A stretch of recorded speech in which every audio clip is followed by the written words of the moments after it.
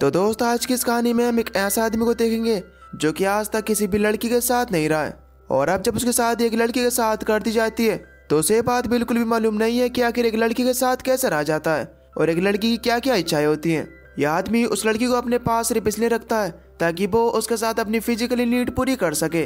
अब आगे उसके साथ क्या क्या करेगा, या फिर लड़की उसके साथ रह भी पाएगी या फिर नहीं, तो चलिए जानते हैं आज के इस मूवी में।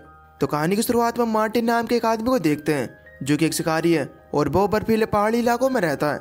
वो इस इतने बड़े पहाड़ी इलाके में एकमात्र इंसान है। इसके घर के आसपास कोई भी इंसान नहीं रहता।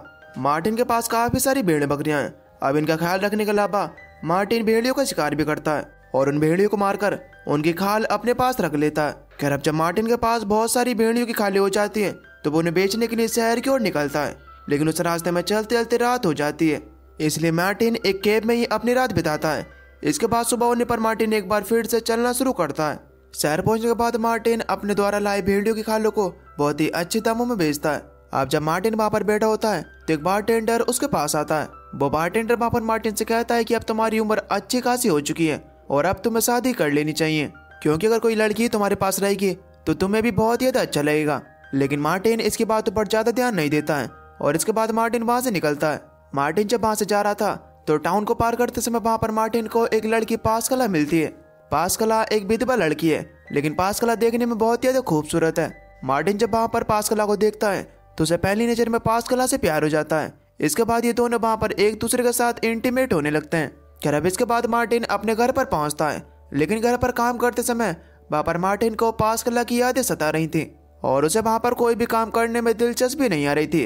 अब यहाँ पर मार्टिन ने फैसला करता है कि वो पास्कला से ही शादी करेगा। अब मार्टिन पास्कला के फादर से जाकर मिलता है। मार्टिन पास्कला के फादर से कहता है कि मुझे आपकी बेटी के साथ शादी करनी है, जिसके बदले में मैं आपको बहुत सारे पैसों के साथ साथ भेड़ियों की कुछ अच्छी क्वालिटी की खाले दूंगा।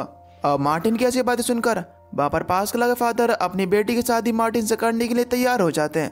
अब इसके बाद सौदे के मुताबिक पास्कला मार्टिन के साथ रहने के लिए निकल जाती है, लेकिन मार्टिन तो बचपन से ही अकेले रहा है तो उसे पता नहीं था कि आखिर एक लेडी के साथ कैसा रह जाता है। उसे पास्कला की जरूरत के बारे में भी कुछ भी पता नहीं है। मार्टिन पास्कला के साथ सिर्फ एक ही काम करता है, वो उसके पास जाता है और उसके साथ अपनी फिजिकली नीड पूरी करता है और इसके बाद वो अपने काम में लग जाता है। अब पास्कला भी मार्टिन की फीलिंग्स को समझने लगी है, इसलिए वो भी उसके काम में उसकी मदद करती है। लेकिन अब धीरे धीरे पास्कला की तबीयत खराब होने लगती है। मार्टिन भी पास्कला का पूरा ख्याल रखता है।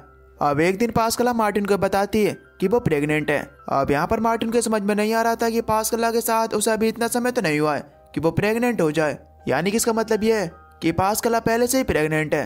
अब मार्टिन ये समझ चुका था कि पास्कला और उसके फादर ने उससे झूठ बोला था। अब ये सब होने के बावजूद भी मार्टिन ज्यादा रिएक्ट नहीं करता और वह पास्कला और अपने बच्चे का पूरा ख्याल रखने का फैसला करता है। यहाँ पर तो वह अपने बच्चे के लिए एक झूला तैयार भी करता है। इधर पास्कला की तबीयत भी अब और ज्यादा खराब होने लगती है। अब पास्कला की तबीयत इतनी ज्यादा खराब हो जाती है कि वो उठ बैठ भी नहीं सकती।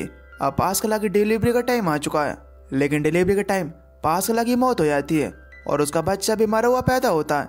अब मार्टिन इस चीज से पूरी तरीके से टूट जाता है, क्योंकि बहुत समय बाद उसे कोई ऐसा इंसान मिला था जो कि उसे पूरी तरीके से जानता था। खैर अब इसके बाद मार्टिन उन दोनों की बॉडीज को कब्रिस्तान में लेकर जाता है। वो यहाँ पर आकर उनके लिए गड्ढा खोद रहा था, लेकिन अब तभी वहां पर मार्टिन को बहुत ज्यादा गुस्सा आने लगता है। मार्टिन वहां पर गुस्से में तोड़ा फोड़ी मचाने लगता है। इसके बाद वो इन दोनों की डेड बॉडीज को पैक करके पास्कला के फादर के पास जाने लगता है। वो पास्कला के फादर के पास पहुंचकर वहां पर उनसे कहता है कि तुमने मुझे पहले से ही प्रेग्नेंट लड़की दी थी और तो और तुम्हारी बेटी बीमार भी थी, तुम्हें ये बात मुझे पहले ही बतानी चाहिए थी। पास्कला के फादर अपनी सारी बातें कबूल कर लेते हैं। अब पास्कला के फादर वहां पर मार्टिन से कहते हैं कि दरअसल मैंने तुम्हारी शादी अपनी बेटी के साथ इसलिए की क्योंकि तुम दोनों पहले ही इंटीमेट हो चुके थे और मेरी बेटी भी पहले से प्रेग्नेंट थी। अगर तुम दोनों की शादी के बाद पास्कला का बच्चा होता तो सबको ऐसा लगता कि ये तुम दोनों का बच्चा है। इससे मेरी समाज में नाक कटने से बच जाती। अब पास्कला के फादर की ऐसी बातें सुनकर वहां पर मार्टिन को बहुत ज्यादा गुस्सा आता है और उनसे कहता है कि चुपचाप मेरे पैसे वापस करो। पास्कला के फादर वहां पर मार्टिन से कहते हैं कि तुम मुझे सिर्फ 1 महीने का टाइम दे दो, मैं तुम्हारे सारे पैसे वापस कर दूंगा। खैर अब इसके बाद मार्टिन अपने घर आ जाता है और वहां पर एक बार फिर से अपना पुराने वाला काम शुरू कर देता है। दरअसल मार्टिन काम में अपना ध्यान लगाकर पास्कला की यादों को बुलाना चाहता था। खैर अब इसी तरीके से समय बिताते हुए अब 1 महीना बीत जाता है। इसके बाद मार्टिन अपनी गन लेकर पास्कला के फादर के पास जाता है। वो यहाँ पर आकर पास्कला के फादर से पैसे मांगता है, लेकिन पास्कला के फादर के पास 1 भी रुपया नहीं था, जिसकी वजह से मार्टिन को बहुत ही गुस्सा आता है और वो पास्कल के फादर पर गन पॉइंट कर देता है। लेकिन अब तभी वहाँ पर पास्कल के फादर अपनी छोटी बेटी एडेला को वहाँ पर लेकर आते हैं और मार्टिन से कहते हैं कि देखो अभी मेरे पास पैसे तो नहीं है, लेकिन अगर तुम चाहो तो मेरी छोटी बेटी एडेला से शादी कर सकते हो। इधर मार्टिन को भी पास्कल की मौत के बाद बहुत ज्यादा अकेला फील हो रहा था और उसे पास्कल की बहुत ज्यादा याद आ रही थी। अब मार्टिन एडेला के पास जाकर उसे ऊपर से नीचे चेक करने लगता है। दरअसल वो चेक करता है कि कहीं ये भी तो बीमार नहीं है। अब सारी चीजें चेक होने के बाद जब वहाँ पर मार्टिन को एडेला पसंद आ जाती है तब वो एडेला के साथ शादी करने के लिए तैयार हो जाता है। खैर अब इसके बाद अगले दिन मार्टिन और एडेला की शादी करा दी जाती है। लेकिन इधर एडेला को ऐसा लगता है कि मार्टिन की वजह से ही उसकी बड़ी बहन की जान गई है और मार्टिन ही उसकी बड़ी बहन का हत्यारा है। दरअसल एडेला को इस बात के बारे में बिल्कुल भी पता नहीं है कि उसकी बड़ी बहन पहले से बीमार थी। खैर अब जब मार्टिन एडेला को अपने घर ले जाने की तैयारी कर रहा था तब तभी एडेला के पास उसके फादर आते हैं। एडेला के फादर एडेला से कहते हैं, देखो बेटी, अगर हो सके तो तुम मुझे माफ कर देना।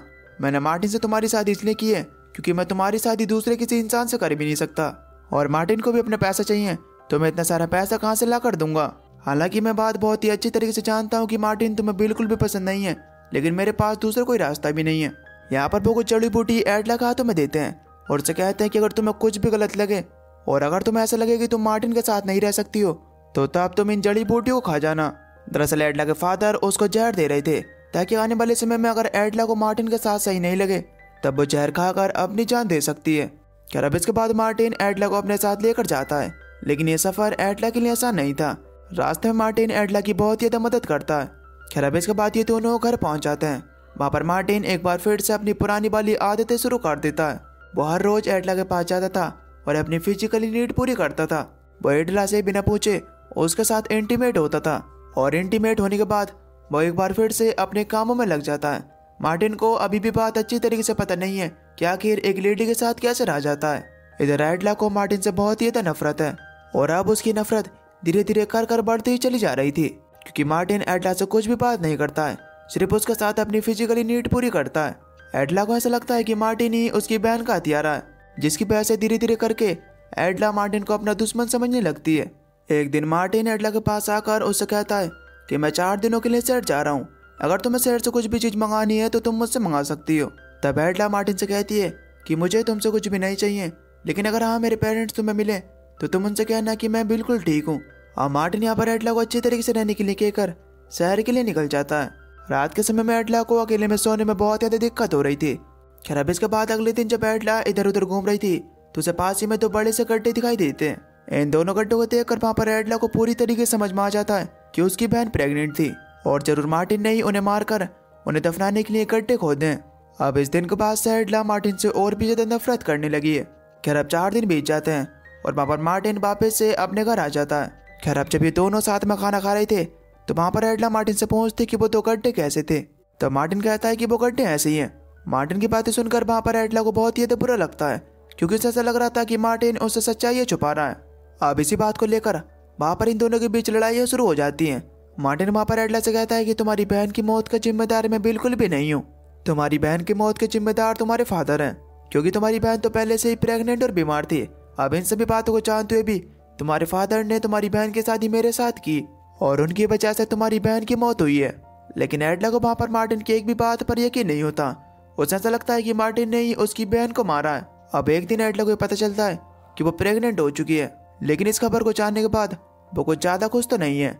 अब इसके बाद जब एडेला मार्टिन को खबर बताती है तो मार्टिन को बहुत ज्यादा खुशी होती है क्योंकि अब फाइनली मार्टिन का खुद का बच्चा होने वाला है, जिसकी वजह से वो बच्चे के लिए एक नया झूला तैयार करने लगता है।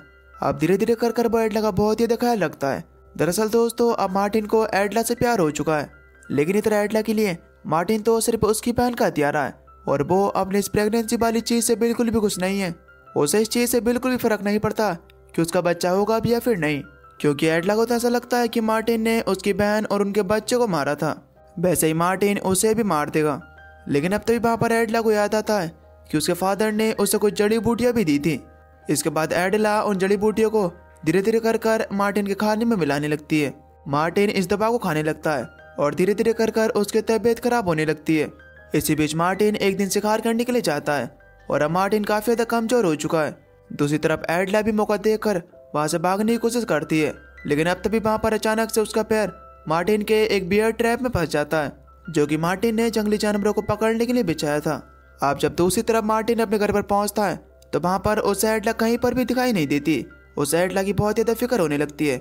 इसके बाद मार्टिन इधर उधर जंगल में वहां पर एडला को ढूंढने लगता है और एक जगह वहां पर उसे एडला गंभीर हालत में पड़ी हुई दिख जाती है। मार्टिन जल्दी से एडला को घर की तरफ लेकर आता है। मार्टिन देखता है कि एडला के पैरों में बहुत ज्यादा चोट लगी हुई है और साथ ही साथ उसे यहाँ पर यह भी पता चलता है कि एडला का मिसकैरेज हो चुका है। दरअसल एडला का मिसकैरेज रास्ते में गिरने की वजह से हुआ था, लेकिन इस घटना के बारे में मार्टिन एडला को बिल्कुल भी कुछ भी नहीं बताता है और इसके बाद मार्टिन एडला का बहुत ही ज्यादा ख्याल रखता है। मार्टिन एडला का इतना ज्यादा ख्याल रखता है कि एडला के पैरों की चोट बहुत ही जल्दी ठीक हो जाती है। अब जब थोड़े दिनों बाद एडला को इस बारे में पता चलता है कि उसका मिसकैरेज हो चुका है तो वो इस बात के बारे में मार्टिन को बताती है, लेकिन मार्टिन इस चीज पर ज्यादा रिएक्ट नहीं करता क्योंकि ये चीज उसे पहले से ही पता थी। अब धीरे धीरे कर मार्टिन को भी पता चलने लगता है कि एडला उसके साथ रहना नहीं चाहती। इसलिए मार्टिन एक दिन एडला के पास जाकर उससे कहता है कि तुम अपने घर चली जाओ। मुझे बात अच्छी तरीके से पता है कि तुम्हें मेरे साथ रहने में बिल्कुल भी दिलचस्पी नहीं है। अब मार्टिन की ऐसी बातें सुनकर वहां पर एडला समझ जाती है कि उसके पास ये सही मौका है कि वो यहाँ से भाग जाए। खैर अब इसके बाद जब अगली सुबह मार्टिन की आँख खुलती है तो जब वो अपने आसपास देखता है तो उसे पता चलता है कि एडला वहां पर नहीं है। एडला वहां से जा चुकी थी। मार्टिन को देखकर बहुत ज्यादा दुख होता है क्योंकि भले ही एडला उसे पसंद नहीं करती थी, लेकिन अब मार्टिन को एडला से प्यार होने लगा था। खैर अब इसके बाद मार्टिन जब अपने लिए कॉफी बनाने के लिए जाता है तो उसे वहां पर वो जड़ी बूटियां मिलती हैं जो कि धीरे धीरे कर वहां पर एडला उसके खाने में दे रही थी। अब मार्टिन ये समझ जाता है कि उसके पास अब ज्यादा समय नहीं है और अगर उसे कुछ हो जाता है तो उसकी भेड़ बकरियों का ख्याल कौन रखेगा। इसलिए वो अपने बाड़े में जाकर वहां पर सारी भेड़ बकरियों को खोल देता है ताकि ये जानवर जंगल में जाकर अपने दाने पानी का इंतजाम कर सकें। अब इसके बाद मार्टिन अपने बिस्तर पर जाकर लेट जाता है। जैसे ऐसे कर ठंड बढ़ रही थी तो ऐसे ही ऐसे वहां पर मार्टिन की तबीयत खराब हो रही थी। अब ऐसे में एक दिन वहां पर मार्टिन की मौत हो जाती है। अगर एडला अपने फादर से खुल के बातें कर लेती तो इसे बातें पता चल जाती कि मार्टिन की कोई भी गलती नहीं है, गलती तो उसके फादर की है, तो शायद मार्टिन आज जिंदा होता। मार्टिन तो बचपन से शिकारी था जिसकी वजह से उसने कभी भी किसी के साथ ऐसा वक्त नहीं बिताया, इसलिए उसे बात मालूम नहीं थी कि एक औरत के साथ कैसे रहा जाता है। लेकिन फिर भी वो चीज़ों को सीखने की कोशिश कर रहा था। उसने पूरी तरीके से दोनों का ख्याल रखने की कोशिश की, लेकिन फिर भी बेचारे के साथ लास्ट में बहुत ज़्यादा बुरा हुआ। दोस्त आप एडला के बारे में क्या कहना चाहोगे नीचे कमेंट करके जरूर बताना। और अगर आप चैनल पर नए हो तो प्लीज़ चैनल को सब्सक्राइब कर बेल नोटिफिकेशन को ऑल पर सेलेक्ट कर लेना ताकि अगली वीडियो नोटिफिकेशन आपके पास सबसे पहले आ सके। तो तब तक के लिए till then take care, love you, bye bye.